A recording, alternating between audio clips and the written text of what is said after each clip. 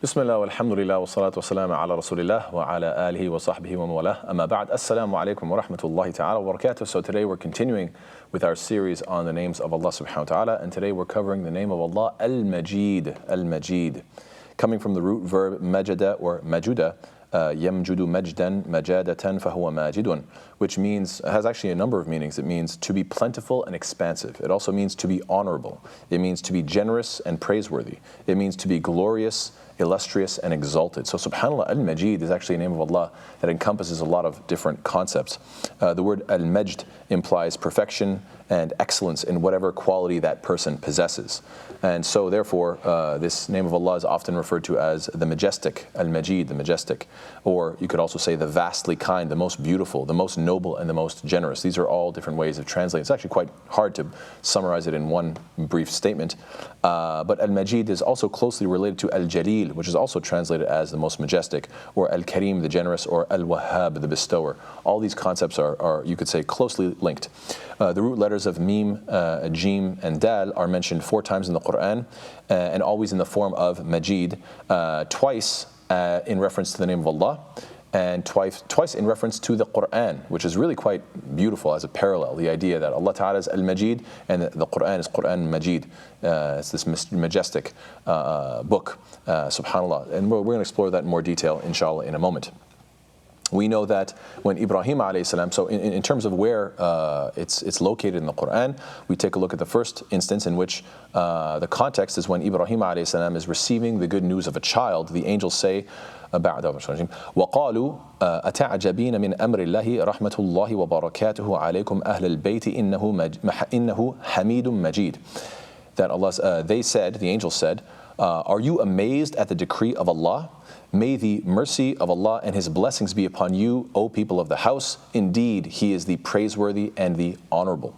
So yes, Allah subhanahu wa ta'ala is the one who gives gifts constantly, and He does so in the most praiseworthy way, hence being Hamid, doing so in the praiseworthy way, and Majeed, giving these wonderful gifts. And in this particular context, it's the remarkable, incredible gift of a child. Notice how this verse is mentioning mercy and blessings upon the family of Ibrahim alayhi salam, and it's also mentioning the names of Allah, Hamidun Majeed, which is really interesting because we know that when we make the dua in each salah, when we're finishing our salah, we make the dua Ibrahimiyya, as the Prophet ﷺ taught us to say what? Allahumma salli ala Muhammadin wa ala ali Muhammad kama sallaita ala Ibrahim wa ala ali Ibrahim innaka Hamidun Majeed. So these 2 names of Allah are repeated when we're mentioning the blessings and the the salah and the salam that is sent upon Ibrahim alayhi salam. Allahumma barik. So again, here this concept of barakah. Allahumma barik ala Muhammadin wa ala ali Muhammad kama barakta ala Ibrahim wa ala ali Ibrahim innaka Hamidun Majeed. So subhanAllah, there is that correlation here. You can see a clear correlation between that verse of the Quran and this particular dua that we're making pretty much on a daily basis. Subhanallah. And by the way, this concept is not just found in Quran and Sunnah. It's even in fact found in the Old Testament, which I find very interesting, that Allah subhanahu wa ta'ala, you find that in the Old Testament, God promised Abraham that he would have blessed offspring. And we know that he had 2 sons, Isaac and Ishmael, and from Isaac came basically the Hebrew nation, or you could say the Jews, and then from Ismail alayhi salam came the Arabs. And so both of these nations are promised to be blessed, as it's mentioned in Genesis 22, 15 to 18. You could read the whole paragraph, or just if you go straight to verse 18, it mentions, through your offspring all nations on the earth will be blessed. So Ibrahim alayhi salam, through his offspring, all nations will be blessed. And some would say, oh yeah, well, all that blessing came through just Isaac, not through Ishmael, because they have a sort of concept that he wasn't a good son, or that he didn't have the blessing, or he was cursed, or whatever the case is. However, that is actually denied in the Bible. When you take a look at in Genesis 21, 18 to 19, it says, God heard the boy crying, and the angel of God called to Hagar from heaven and said to her, what is the matter, Hagar? Do not be afraid. God has heard the boy crying as he lies there. Lift the boy up and take him by the hand, for I will make him into a great nation. So this is a biblical promise that Ismail alayhi salam will become a great nation, and greatness does not depend upon your numbers or your strength or your money. Great in terms of what? In terms of their righteousness. And we know that the Arabs were idolatrous all up until the point of when the Prophet Muhammad ﷺ came and spread the message of Islam, the message of Ibrahim alayhi salam, the oneness of God. And so subhanAllah, there's a very clear evidence that yes, indeed, all nations were blessed because of the offspring of Ibrahim alayhi salam, and this is where prophethood was sent to through the Jews. Many different prophets came, and to the Arabs, only one, the Prophet Muhammad sallallahu alaihi wasallam. Why? To make it very clear that nobody else could be, nobody can claim that, oh no, it was only this prophet and not that one, or this one, these two and not those two or those three or whatever. No, so there's only one. So there's only one possibility, and it must indeed be the Prophet Muhammad sallallahu alaihi wasallam, who spread Tawheed throughout the world from the base from the Arabian Peninsula, subhanAllah. Anyway, that's a whole other topic. I don't want to go too much into detail there. Now, in terms of the name of Allah, Al-Majeed, it's also beautiful that, subhanAllah, the name of Allah, Al-Majeed, shows up, as we mentioned, twice in reference to Allah. And this verse, Allah Ta'ala says, وَهُوَ الْغَفُورُ الْوَدُودُ ذُو الْعَرْشِ الْمَجِيدُ, which means He is the forgiving and the loving, or the affectionate. He is the honorable owner of the throne. So this name of Allah, Al-Majeed, is a reference to Allah, but you could also pronounce it differently. You could say Dhul Arshil Majidi and put a kasra at the end of it, which would make it mean what? The owner of the majestic throne. So Majid is a description of the throne. That's another possibility, and Allah knows best. But the point here is that either way, whether you're saying the owner of the majestic throne or the majestic owner of the throne, either way you're saying it, you're recognizing that either Allah subhanahu wa ta'ala owns this majestic throne, the arsh, his incredible arsh, or He Himself is the one who is being described as majestic, and He's the owner of the throne. Both of these are perfectly valid concepts.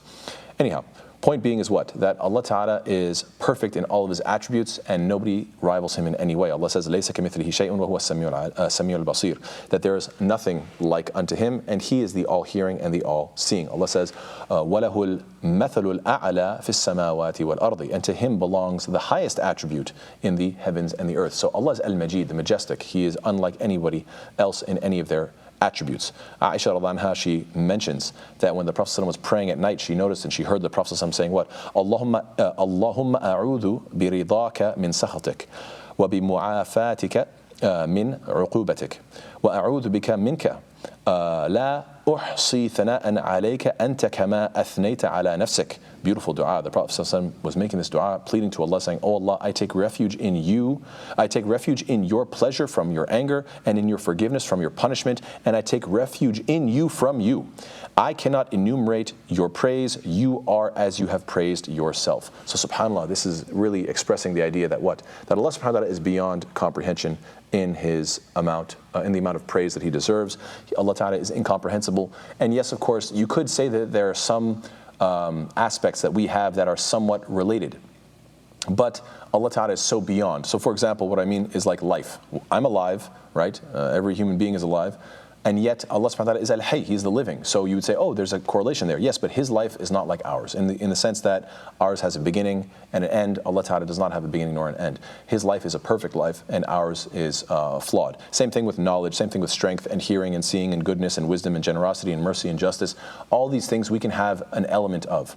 But at the end of the day, well, let's say for example, sight. My sight can only go so far, and then eventually it has to stop. Allah Ta'ala is all-seeing, right? And furthermore, my sight was given to me as a gift by Allah subhanahu wa ta'ala, whereas Allah subhanahu wa ta'ala, He didn't earn it from anywhere else. Rather, Allah subhanahu wa ta'ala is the all-seeing, that is who He is.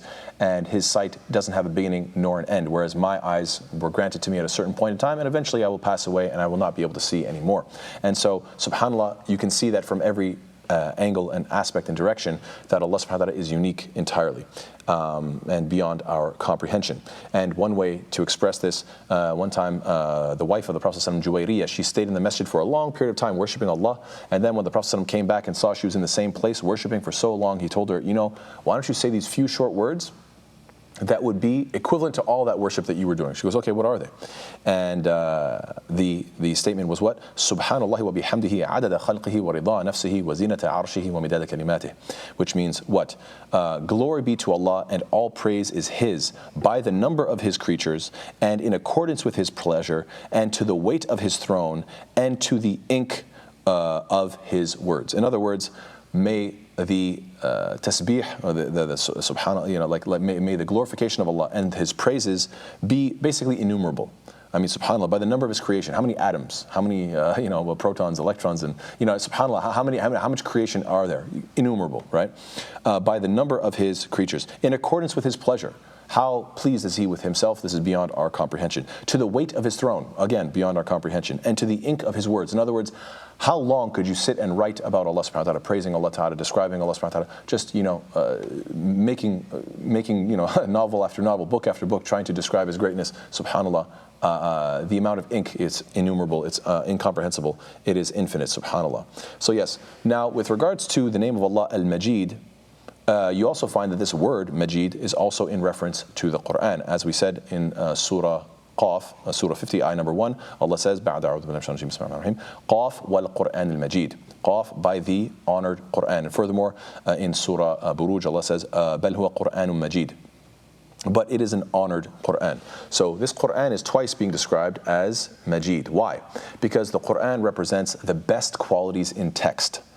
As in, it is the most truthful speech, it is the best guidance, the most applicable, the most relevant for all times, the best word choice, the best order of verses and surahs. It has layers of meaning. It both possesses simultaneously simplicity as well as extreme depth.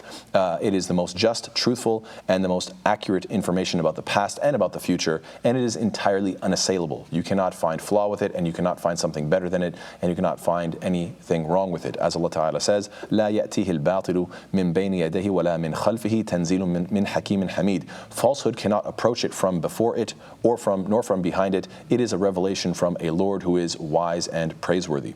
And this is why the Quran makes you the best person that you can be. This is why when you bring this Quran into your life, you become the best version of yourself. The Prophet says what? خَيْرُكُمْ مَنْ تَعَلَّمَ الْقُرْآنَ وَعَلَّمَهُ. The best of you are those who learn the Quran and who teach it. So we should always be engaged in learning and teaching the Quran to the best of our ability.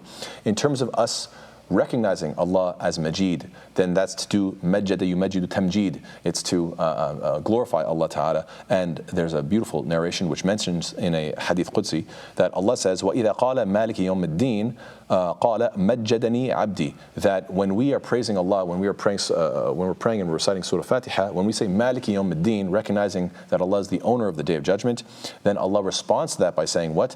Majjadani abdi. That my slave has what? Has, you could say, glorified me, or has testified to my majestic, to my majesty. Subhanallah. Now, why? Why is it that this is to do tamjeed of Allah Ta'ala? Well, because on Judgment Day, both attributes of Allah's mercy for the believers and Allah's justice for the disbelievers are on full display on that day. So instead of describing Allah Ta'ala as either merciful or just or whatever the case is, Majeed, like we said, it means perfect in all attributes. And so, this is sort of an all-encompassing term, and so it's so perfect when describing Judgment Day. Now, what is the effect that it should have upon us? Well, first and foremost, we should be generous. If Allah Ta'ala is Al-Majeed, the most generous, then we should be like the Sahaba who, as Allah says, وَيُؤْثِرُونَ عَلَىٰ أَنفُسِهِمْ وَلَوْ كَانَ بِهِمْ خَصَاصَةٌ. They give preference over themselves even though they are in privation. To give to your brother and sister, even when you're in need, you still are generous. The Prophet says what? تَهَادُ تَحَابُّ. Give gifts and you will love one another. We should be generous to each other. The Prophet furthermore says, الْيَدُ الْعُلْيَا خَيْرٌ مِنَ الْيَدِ السُّفْلَى. That the hand that is, the upper hand is better than the lower hand. In other words, the hand that is giving is better than the hand that is receiving. We should try to be charitable. The more charitable you are, the more rich you're going to feel, the more grateful you're going to feel. Even if you're giving small amounts, but if you do so consistently, then you will know that Allah Ta'ala has blessed you to be in a position to give. Some people are rich, but they never give, and perhaps their love of dunya has them cursed of always feeling poor. I can't give anything. I don't have enough, so therefore I can't give. And so they always feel like they are in privation. They can be super rich, but they feel like it's never enough. So point number 2 is what? Focusing on being balanced, not falling into extremes.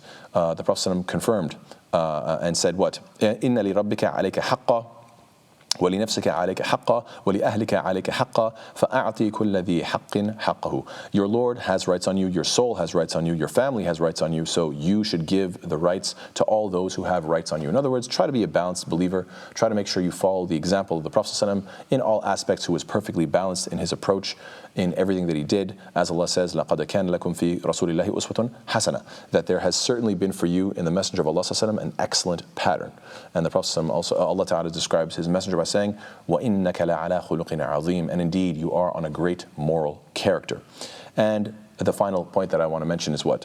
That we should praise Allah with the best of praises. We know that the best verse of the Quran is Ayatul Kursi, and subhanAllah, it praises Allah. We know that the most repeated surah is Surah Fatiha, and Surah Fatiha begins with the praises of Allah.